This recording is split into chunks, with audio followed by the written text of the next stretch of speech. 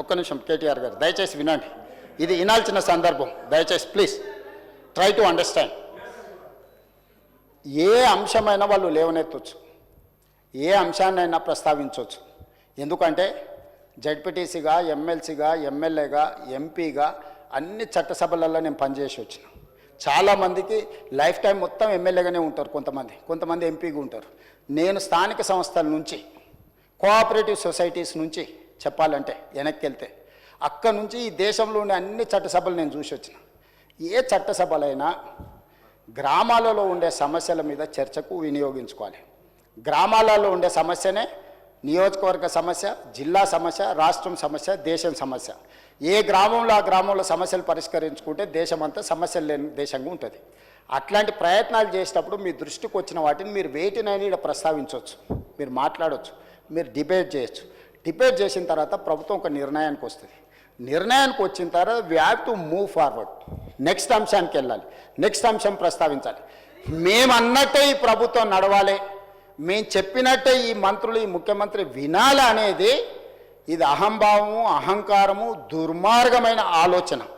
ఆ ఆలోచన ఉపసంహరించుకోండి, మీ ఆలోచనల నుంచి మీరు తొలగించుకోండి. మీరు అందరు కూర్చోండి. ఒక్క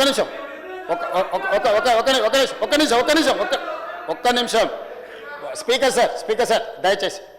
ఇప్పుడు తల్లిదండ్రులు, వయసు మీద పడిన తల్లిదండ్రులకు సంబంధించిన చర్చ జరుగుతుంది వాళ్ళ రక్షణ కోసం. ఖచ్చితంగా ప్రతిపక్షానికి మైక్ ఇవ్వండి, ఎంతసేపు మాట్లాడతారో మాట్లాడమనుంది.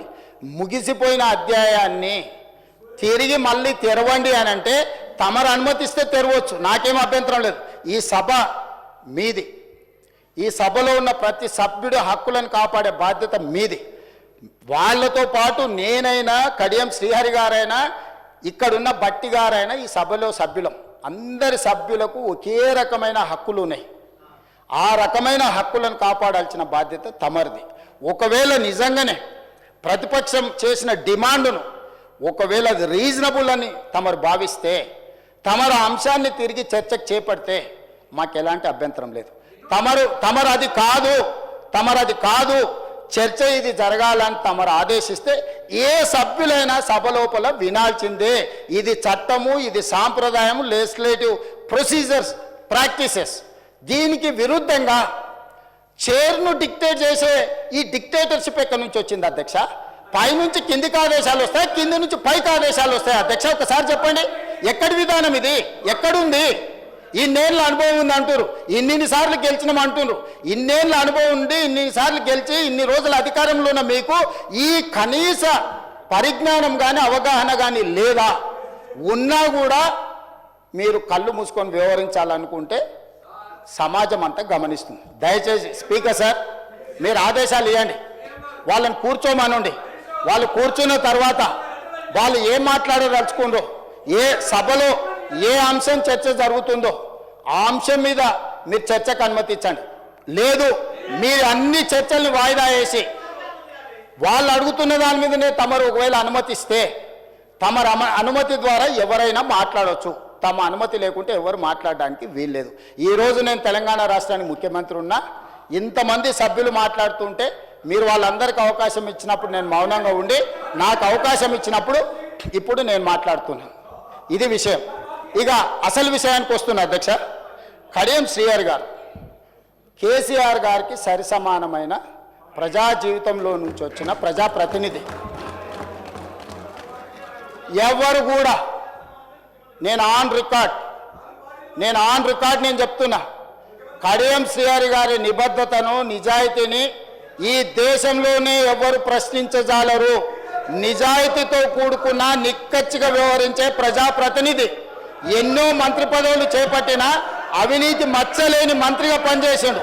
ఒక సీనియర్ లెజిస్లేటర్ను పట్టుకొని అధ్యక్ష రాజకీయంగా వాళ్ళకి ఏమైనా అభిప్రాయం ఉండని, రాజకీయం పట్ల వారికి ఏమైనా వ్యతిరేకత ఉండని నేను ఇవన్నీ మాట్లాడదలుచుకోలే. నేను ఒకటే అడగదలుచుకున్నా హరీష్ రావు గారిని, కేటీఆర్ గారిని, మీ సభ్యుడు వ్యవహరించిన తీరును మీరు సమర్థిస్తున్నారా?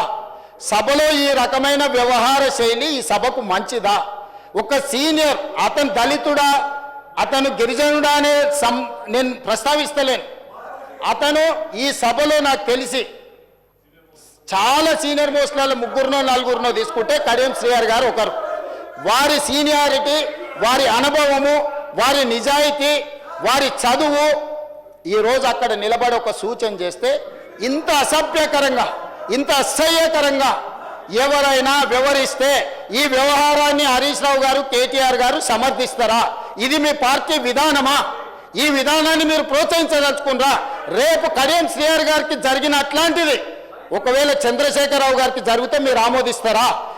ఈ వైపులో కూడా ఉన్నారు, ఈ వైపులో కూడా అంతకంటే కండలు తిరిగిన వాళ్ళు ఉన్నారు. రాజ్ ఠాకూర్ రాజ్ ఠాకూర్ ఒకసారి నిలబడు. మా దగ్గర కూడా కండలు తిరిగిన వాళ్ళు ఉండరు అధ్యక్ష. తిరిగేసి ఆన్నే బోర్లేసి కొట్టనికి ఒక్కటేసారి తిరిగేసి కొట్టనికి ఉన్నారు అధ్యక్ష. కానీ ఇక్కడ కుస్తీలు కొట్టడానికి రాలే అధ్యక్ష. విఘ్నత ప్రదర్శించడానికి, అవగాహనతో మాట్లాడడానికి సభలోకి వచ్చినాం అధ్యక్ష. ఆకారం ఉంది కదా అని ఒక పెద్ద మనిషిని పట్టుకొని ఆ రకంగా అవమానించే విధంగా మాట్లాడడం, మీకు ఏదైనా అభిప్రాయం ఉండని, మీరు ఏ అంశమైనా ప్రస్తావించండి. కానీ ఈ రకమైన విధానాన్ని ఈ సభ క్షమిస్తే ఇక భవిష్యత్తులో ఈ సభలో కత్తిపోట్లు లేకపోతే కుస్తీల పోటీలు జరగాల్సిన పరిస్థితి వస్తుంది. దీన్ని ఇక్కడనే నిలువరించాలి, దీన్ని ఇక్కడనే నియంత్రించాలి అధ్యక్ష. అందుకే అధ్యక్ష, నేను చివరిగా నా సూచన, వాళ్ళందరూ చైర్లలో కూర్చొని చర్చలో పాల్గొంటే సభ్యులందరినీ సభలో కొనసాగించండి. లేకపోతే ఈ సభ్యుల్ని సభలో నుంచి రాబోయే 2 రోజుల్లో సభా వ్యవహారాలను నడుపుకోవడానికి వాళ్ళని సస్పెండ్ చేయండి అని చెప్తున్నా అధ్యక్ష. అదేవిధంగా అన్ని రకాల నియమ నిబంధనలు, సాంప్రదాయాలను ఉల్లంఘించి అసభ్యకరంగా, అవమానకరంగా వ్యవహరించిన పాడి కౌశిక్ రెడ్డి గారి విషయంలో ప్రత్యేకమైన చర్యలు తీసుకోవాల్సిన అవసరం ఉంది.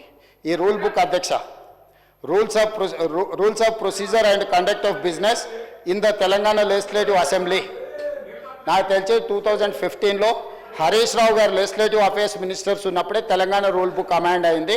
ఈ బుక్లో అధ్యక్ష పేజీ నెంబర్ 105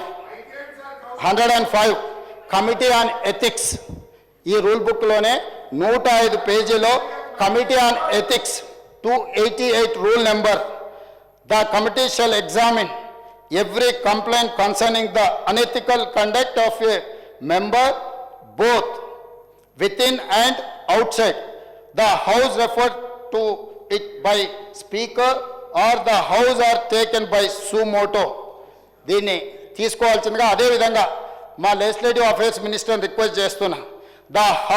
దీంట్లో sub class 289 sub class 2, the house may also refer complaint of unethical conduct of a member on a motion to the committee for inquiry and report. అధ్యక్ష, నేను ఒకటే మాట, డైరెక్ట్గా మా సభ్యులు వారు చేసిన విధానాన్ని, వారు వ్యవహరించిన తీరును చూసి శాసనసభ సభ్యత్వాన్ని రద్దు చేసేయడని మా వాళ్ళు మాట్లాడి, నేను అట్లా నియమ నిబంధనలకు వ్యతిరేకంగా చర్యలు తీసుకోమని నేను అడిగాను. ఇది కమిటీ ఆన్ ఎథిక్స్కి వారి వ్యవహార శైలిని, ఈ సభలో అన్ని కెమెరాలు ఉన్నాయి, ఈ కెమెరాలలో వారు వ్యవహరించిన తీరు మొత్తం రికార్డ్ అయింది. ఈ అన్ని ఆధారాలను ఈరోజు ఈ సభ ద్వారా మోషన్ మూవ్ చేసి లెజిస్లేటివ్ అఫేర్స్ మినిస్టర్ ఆ ఎథిక్స్ కమిటీకి మీరు రెఫర్ చేసి, ఎథిక్స్ కమిటీ ఇచ్చే రికమెండేషన్స్ మీద పాడి కౌశిక్ రెడ్డి గారి మీద చర్యలు తీసుకోవాల్సిందిగా ఆ కమిటీని కూడా, ఇప్పుడు కమిటీ లేదని వారు చెప్పారు, సమయానికి బాగా గుర్తు చేశారు అధ్యక్ష. ఎంబడే ఎథిక్స్ కమిటీని కాన్స్టిట్యూట్ చేసి హరీష్ రావు గారి సూచన మేరకు తక్షణమే ఎథిక్స్ కమిటీని ఈ సభ ముగిసే లోపల మీరు అపాయింట్ చేసి ఈ కేసును దానికి రెఫర్ చేయాల్సిందిగా ఈ సభలో ఒక సత్సాంప్రదాయాన్ని, రేపు భవిష్యత్తులో ఏ సభ్యుడైనా ఈ రకంగా బాధ్యతారహితంగా, అసభ్యకరంగా, అసహించుకునే విధంగా, సీనియర్ సభ్యులకు అవమానం జరిగే విధంగా వ్యవహరిస్తే ఏ రకమైన చర్యలు తీసుకుంటామో భవిష్యత్ తరాలకు, తెలంగాణ సమాజానికి ఒక దిక్సూచిగా ఉండే విధంగా చర్యలు తీసుకోవాలి. దయచేసి మళ్ళొక్కసారి నేను తమరికి విజ్ఞప్తి చేస్తున్న అధ్యక్ష, సభా నాయకుడిగా బీఆర్ఎస్ శాసనసభ్యులు సీట్లలో కూర్చొని సహకరిస్తే తమరి విజ్ఞప్తి మేరకు సభలో కొనసాగించండి.